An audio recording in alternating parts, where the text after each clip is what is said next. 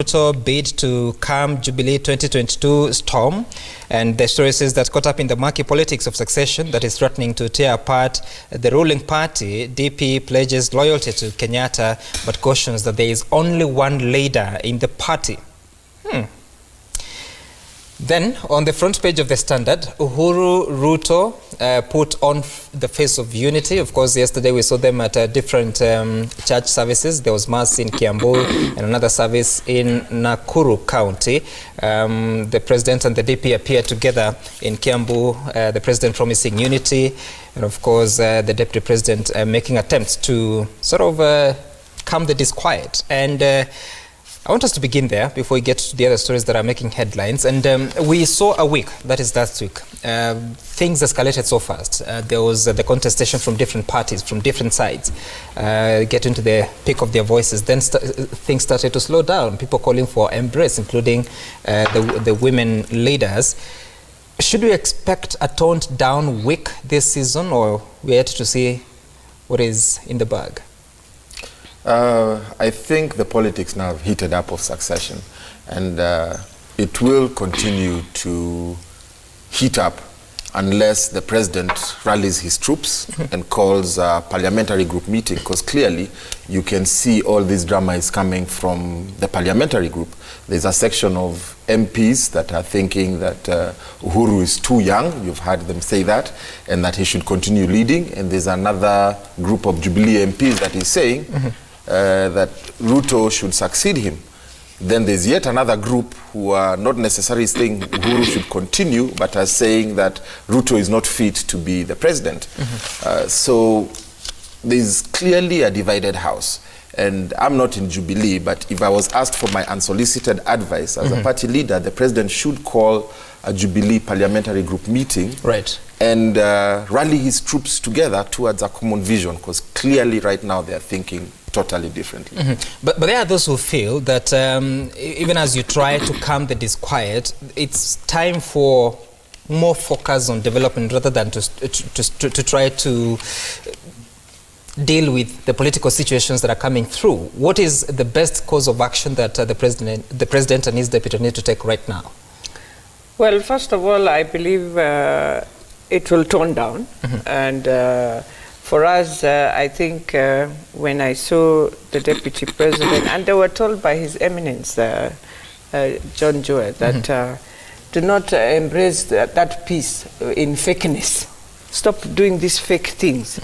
So for me, I think both the president and the deputy are committed. And I know it is us, the troops, who have decided to now focus and say, oh, you're the one who is not supporting, you're the one who is supporting. And I think I just need to tell all the politicians, come on, stop bringing this fight in between and conflict that is not making sense, that when I am not talking about my deputy president, I'm not supporting. I mean, I have not come to 2022. Maybe I'll be the best supporter. And why I always say politicians can fake things because of money, it is this way.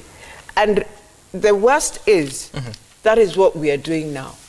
Oh, I am the one who is standing with who said you're the one? How sure are you?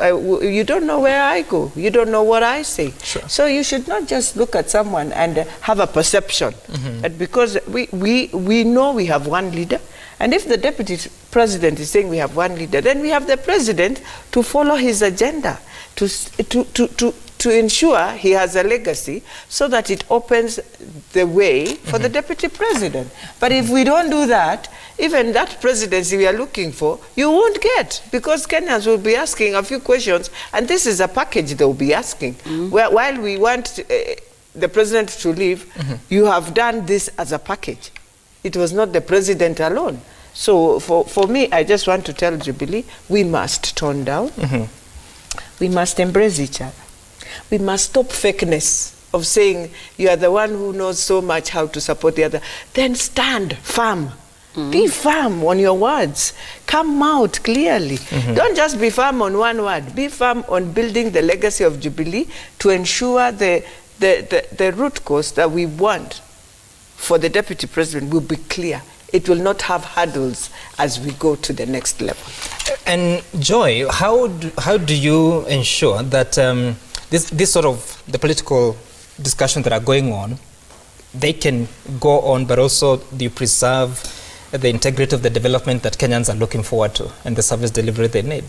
This discussion should not go on. It's way too early in the cycle of this political season for us to start this at this tempo. Because, I mean, who's going to sustain this for the next 4 years? If you really think about it from a layman's perspective, last year these politicians came asking for work. And they campaigned and they harassed all of us until we decided, okay, fine, let's give you jobs. We elected, we gave them jobs, they were sworn in, they're now in office. We are supposed to be going back to work to do our own other things. We are not supposed to be looking at who are we going to start employing in 2022. That's none of our concern. That's why in all this discussion, the politicians are very animated. They are very enthusiastic. But if you read the body language of the Kenyans, they're looking at them with bemusement of whose priority exactly is this? Is this something that the Wananchi have clamored? They have said, oh, we really want to see who's going to... Nobody's asking these questions. So when you stand up and you start asking your own questions and answering it yourself, somebody said if you think you're a leader and then you look behind and no one is following you, you're simply a man taking a walk. Our leaders right now are men and women taking a walk. Because Kenyans are not following them in this, we are fed up with politics. In terms of the politics of activity, it's like the flambe. It comes and it's a big flash in the pan. But after a while, it's all dead. And this is where this current week has been. It's been one big flambe flame. It's now over. And I like the tempo from the deputy president and the president, where each of them has been consistent in saying, look, we have to deliver Big Four. What Senator has just said, if we don't deliver Big Four, forget about even the deputy president having something to campaign on. The president himself is looking to build a legacy. Does he want to have a legacy of it was wrangles and breakups of parties and by-elections of elections in parties and intrigues? That's not where Kenyans want to be. And for me, I also join issue with what Cardinal said yesterday. When you have perceived unity but it is fakeness, soon enough, it's going to show that this was nothing, it was a lot of fluff. And what happens, it discredits the leaders even further. So if they're actually looking at longevity, one thing they need to understand is that Kenyans are not fools. We are not children. When you do some of these things, we're just watching you. But the day you come, you will realize. There's a time people used to take their cue from leaders. These days, people actually take a minute to think about it. How true is that, especially when you look at the masses that eventually are called out to vote, and they vote based on certain ideology, whether it's they are sort of the one coming from the leaders? Well, I'll disagree a little bit with the ladies, because the fact is Kenyans love politics. And when you see these side shows going around between the politicians, it's entertaining Kenyans. Is it right? I don't think so. Because seriously, especially right now, the country is in an economic crisis. Kenyans need jobs. Kenyans need money in their pockets. So this bickering doesn't help. But the citizenry, for some reason, get very excited, not just by politics, but politics of kutukanana, of abusing this one and abusing the other one. And that's the politics that really we should stop and start thinking about politics of how do we make our lives better? How do we make sure our children can go to school? How do we make sure that if we are sick, we can go to a health center and get some treatment? How do we make sure that we can eat and we can house ourselves? As we are speaking right now, because of the political bickering, the Big Four is at risk. Every single pillar of the Big Four, the government has not had a chance to put together and to put down the policies that will execute the Big Four. We are in year 2. We have 3 years to go. If you ask me, I don't even think we are going to achieve the Big Four. That's why I'm saying it is very important that the president must call his troops together and whip them in one vision and say, guys, this is my legacy. This is what I'm going to account for the 10 years I've been president. We must all focus on these things that we are trying to do for the Kenyan people. Right. Without that, Sam, I don't think we are going anywhere as a country. And of course, now the conversations yesterday, both what the president and the deputy president were saying is one, looking for unity. But I find something interesting on page 4 of the Daily Nation, that they are talking about how the president who spoke at the Kiambu church He spoke before the DP then left for another appointment. Then the paper says that it was the second time in as many days when the president appeared to break protocol with the DP, having sent the Defense Cabinet Secretary Rochelle Omamo to read his official speech in Kisumu during the inauguration of Archbishop Philip Anyolo. And Dr. Ruto, the Deputy President, was present during that event. Should we read anything out of this? That the President is sending the CS, yet the Deputy President is in attendance? That's the most. Well, I don't think I need to read anything in that. I'm thinking, by the time Rachel was being sent, they had not talked to the Deputy President. And I'm thinking, and I'm sorry to say this, I would say what I'm thinking now, that the moment my Deputy President arrives, I must give him his respect. Correct. Stand down. I must give the letter to my Deputy President. It is as simple as that. You don't go there and play again our problems in front of everyone there. Now, so who read first and who... it means my president's speech was read first, then my DP spoke last. Had the final What's word. that? Breach That of is protocol. wrong. You just have to respect. He is not a deputy president to please you. He's a deputy president for the Republic of Kenya. That is one thing I always tell Kenya, that we must give respect where it's due. And then when you go with your... give it to him to read. He's arrived. He's the deputy president. That one was wrong. Sam, also let me just comment on that. I'm currently reading a book called Why Nations Fail. And it talks about nations failing because of breakdown of institutions.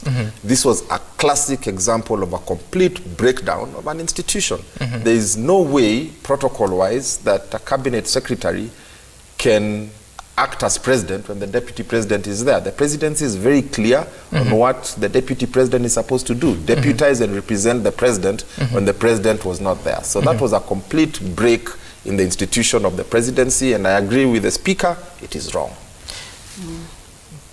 Quite frankly, it's one of those things that, especially the one at the church, if the president says, look, I've got to go somewhere, let me just say hi to the people and go away. For me, that's one of those things, it happens. Yeah. Because in his diary, you would expect he would fit several things at once. That much, I don't read too much into it. I'm like, you know what, these guys are also gentlemen who keep several words in a day. But I agree with the others. When it comes to protocol, it's one of those things where nobody even has to school you. You've gone to School of Governance. You've been a cabinet secretary for 6 years now. Honestly, by now you have an idea of what you're supposed to do. Right. But over and above that, we have seen a very deliberate attempt to undermine the deputy president over the last few days. So maybe it plays into a bigger picture here. I wouldn't want to speculate what that bigger picture is, but maybe it was by design that there was a failure or a breach in this protocol. And when it gets to that, now those are political intrigues which the rest of us will become privy to when things are more apparent. But I would like to comment on something that Deputy Governor Moke said before. Right. When he talked about trying to get the Jubilee parliamentarians together. If there's one thing we've seen with this particular group of Jubilee parliamentarians, it's like they're almost hell-bent to look for every opportunity to embarrass the president. We've seen even in parliament, when he tries to whip them to do something, the finance bill, or he tries to get them, it's like they look for every opportunity to show up the president and to just embarrass him. I do not know what is going on. I don't know if a PG will even achieve anything, because they might go there and tell him, tutakuonyesha tena, ngoja tutakuonyesha. Right. I think it's also time for people to have, you know, just some common decency. We are members of the same party. Can we pull together in the same direction? Because I keep telling members of Jubilee, if you want to know how much fun it is to lose power, talk to people in Kanu. If you're serious about hanging on to power in Kenya, you cannot believe like power. Yeah, you cannot believe like we're the biggest, we're the best, and we're going to stay here for the next 10 years. Wait for the next cycle. You will lose it, and then you will know how it feels like to have been. Joy, did you hear that? Yeah. Did you hear what she said? They've come a long way, so they're now in power. They're now in power, and if they want to stay in power, they have understood why they used to fail. That's why they changed and now became this. But for this, The president belongs to the Jubilee Party. Not this is Kanu. what I say when you are with your generals, and it is both sides. It's not a problem only on the president's side. It is a problem also on my deputy president's side, where they do a few things and you wonder, because they will just come and you become an enemy, as if you wonder, Allah, what just happened? So it's both sides. But this one was worse because we were in church. Number 2, what are you trying to tell the congregation?